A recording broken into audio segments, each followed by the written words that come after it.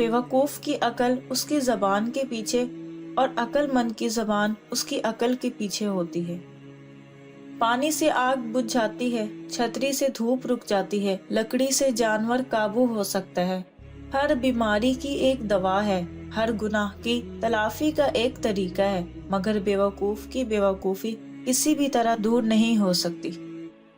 جو زخم تمہیں دوسروں نے دیے ہیں انہیں بھول جاؤ، اور جو زخم تم نے دوسروں کو دیے ہیں انہیں یاد رکھو۔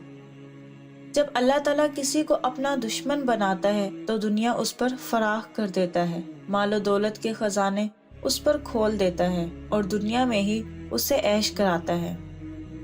مشکلات کو دور کرنے، خواہشات کو دبانے سے اور تکالیف برداشت کرنے سے انسان کا کردار مضبوط اور پاکیزہ ہو جاتا ہے۔ آپ صلی اللہ علیہ وسلم کا ارشاد ہے، جو بندہ حرام مال حاصل کرتا ہے وہ اگر اس مال کو صدقہ کرے تو قبول نہیں ہوتا، خرچ کرے تو اس میں کوئی برکت نہیں ہوتی، اور چھوڑ کر مر جائے تو جہنم میں جانے کا سامان ہے۔ اللہ تعالیٰ برائی سے برائی کو نہیں مٹاتا بلکہ نیکی سے برائی کو مٹاتا ہے۔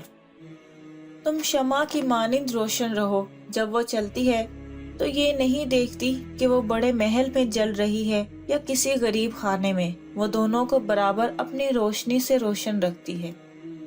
اگر شرمانا چاہتے ہو تو اپنے برے اعمال اور گناہوں کو یاد کر کے شرماؤ۔